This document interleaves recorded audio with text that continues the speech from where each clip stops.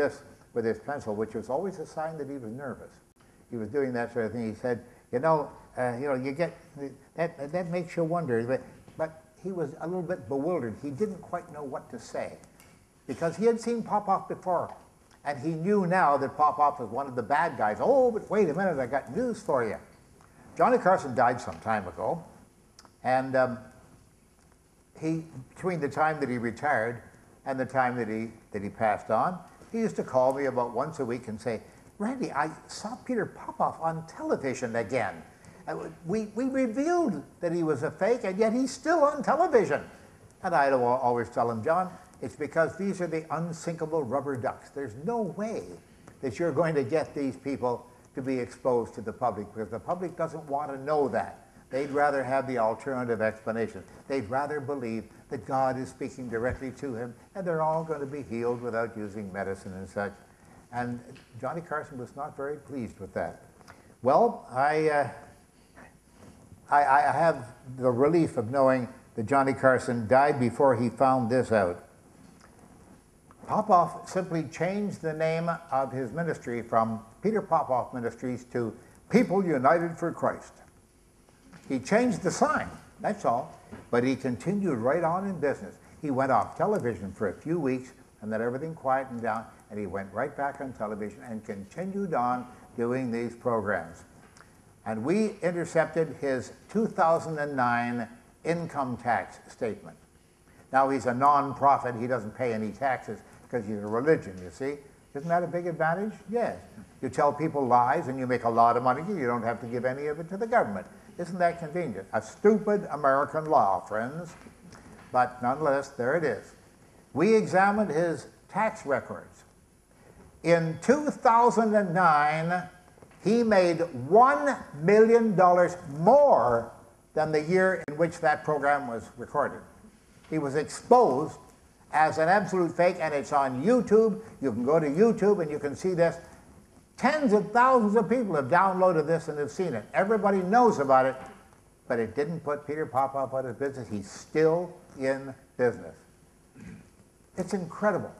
We work so hard to try to tell people the truth about these charlatans, these crooks out there. They don't seem to be paying very much attention. Now, there's a reason for that, and I blame it entirely on the media. You see, in America, further confession, we're quite behind the times in some respects. We let the media get away with an awful lot. I'm talking about television, books, magazine articles, radio, the whole thing. We let them get away with a lot. One example of how behind the times America is that we have never discovered the metric system. Isn't that astonishing? And there's a reason why we don't use the metric system. I have some friends in politics, and they did a little bit of research, and they talked to a few congressmen casually and asked them, do you ever think of trying to get the American system on the metric system? And they say, well, yeah, I thought about it, but then this lobbyist came to me. Now, there are lobbyists who are very highly paid from the religious right, and they will try to talk people into doing anything but abandoning the Christian religion, particularly. They're very highly paid. And these lobbyists will go to the congressman and say, Congressman, you don't want to initiate the metric system. Oh, I know it's used around the rest of the world, but it's much better to have the English system such as we have right now. And the congressman says, but why? The metric system is so convenient, and it's easily divisible, and it is used all around the rest of the world. And the lobbyists tell them, I hope you're ready for this. No, it was designed by atheists. Oh, wait a minute. The worst kind of atheists, French atheists.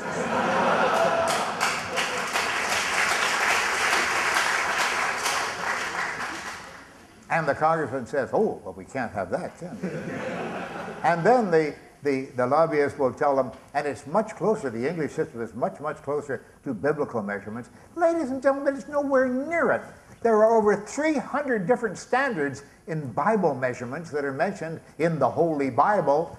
They don't agree with one another. They're all over the map. They're totally inconsistent with one another, but the lobbyists get the congressmen to believe this sort of thing. So we're all that far behind in advancing with the modern age. We just simply can't do that. But I told you a second ago that the media is largely to blame for this, and the media is very much to blame for it. The problem is with the media that they just don't care about the truth. They really don't. They only care about one thing. Will it make a program that will get people's attention? Because if it does, the sponsors of the program will be very happy because they'll sell lots of their product or services. That's the bottom line. They don't care whether it costs people money, whether it causes them emotional grief or insecurity, or whether it even takes their lives, such as this sort of nonsense can. It's incredible, but that's the agency, the one agency in society in America that I can blame for the perpetuation of all these nonsense claims. Now, I said that the media is largely to blame for this, but there's a bit of a reason for that. You see, most of people who work in the media, the reporters and the writers, were educated in the humanities, not in science. And that's understandable. They know how to write, they know how to work a good story up and to report it and make it attractive. But they're not scientifically trained. They don't know much about science and mathematics, and therefore they're often fooled by the people about whom they're writing these stories. That's a shame. That's really too bad. Because if they don't know enough about this sort of thing, they can make up stories as they go along and not have any guilt in it. But they are only interested in the long story of this whole thing, of whether or not they actually sell products. And another thing too, when these articles appear in the paper and sell people on crazy ideas like this, it can really hurt the public out there. Now, I'll give you an example. I went to a magician's convention. We do have conventions, don't we? People don't believe that, but it's true. A whole bunch of magicians sitting around doing terrible card tricks for endless days. We do have conventions, and we certainly learn from them, and I've been to many over the years and been invited to attend them, and I was invited to attend one in Mexico City many years ago. I went down to Mexico City to attend the thing, and when I entered the hotel there, oh, the media came and crowded around me and said, oh, what about this and what about that? And I said, wait, folks, of course, this is a setup, you see. I had them all set up. I had made a plan to fool them. They didn't know that, ho, ho, ho. And so I said, folks, why don't we all go up to my room on the 4th floor here, and I have coffee up there, and we'll all sit and have coffee and we'll talk. Oh, okay. So they all went with me in the elevator, and up went the elevator, got off at the 4th floor, and I went over to the door, and I forgot my key. Now, the media was delighted at that. They all grabbed their pens and wrote down, I'm sure they were writing down, magician can't get into his own room, right? I don't know what they wrote, but they were very excited about that. And I said, oh, wait a minute. And I reached in my other pocket, and I took out a deck of cards. And I looked through the deck of cards, and they wondered, what is he doing? And I found the 3 of diamonds, and I took it out, and I went in the lock, and the door opened. Now, what I had done is I had taken the room card. Now, you've all seen the room card with the magnetic stripe on it, of course. We've all used these many times over the years, but it was brand new at that time in Mexico City. And so they looked and oh, that's wonderful. And the reporter next to me, he said, does that work with any playing card? What a question to ask. Come on. So, thinking he was joking, I answered and I said, no, only a red 3. And he wrote it down. They all wrote it down. And it was in the newspapers the next morning. That if you take a red 3 from a deck of cards and put it there, it'll work the lot. Yeah, sure. The media is so naive in these respects, and they didn't mean it as a joke. That just shows you how naive some people can be. But you'd say, okay, that's kids or it's stupid adults. But I wear floor-shine shoes. I happen to be wearing floor-shine shoes right now. That means nothing to you folks here, because floor-shine shoes is strictly an American firm. They have been in business for over 200 years, the Florsheim family. Make very good quality shoes, and I've bought nice Florsheim shoes like this very frequently. And they're very good. They're a very good product. But some years ago, they sold the company. The family sold it to an independent manufacturer. They kept the name, and the factory was open, doing exactly the same kind of work, except for one thing. They then announced that they were going to have Magna-Force shoes. That got my attention. So I went to the store and I picked out some literature, a little pamphlet there, 4 or 5 pages, and I read through it. And it was written by a man named Dr. Gary Null, PhD. Well, I looked into Dr. Gary Null. He's not a PhD. He paid $40 for that diploma from what we call a diploma mill. They just print one up and they mail it to you if you pay them $40. He wasn't a PhD, never was.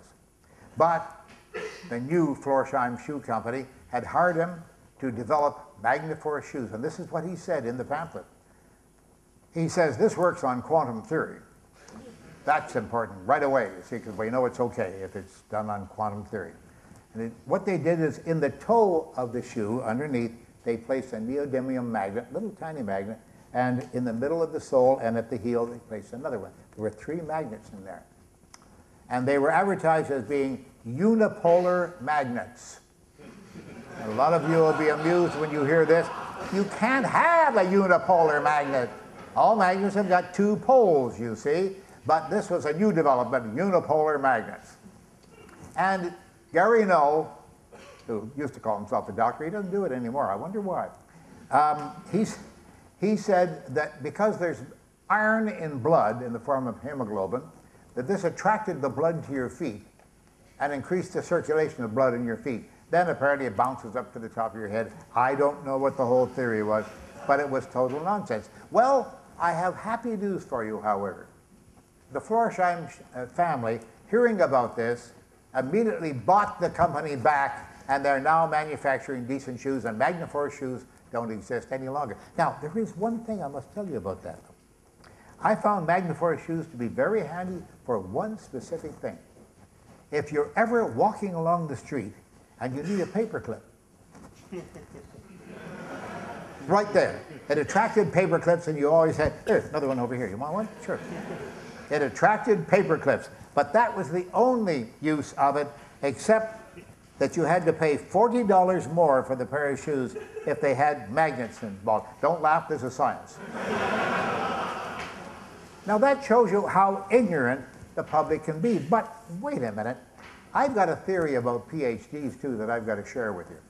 I'm sure there are a lot of PhDs here, and I won't ask you to identify yourself. And it's a joke, folks, okay? I'll start off by saying it is a joke, but this is an amateur theory that I've had for many years now, and I ask you to consider whether it might be true.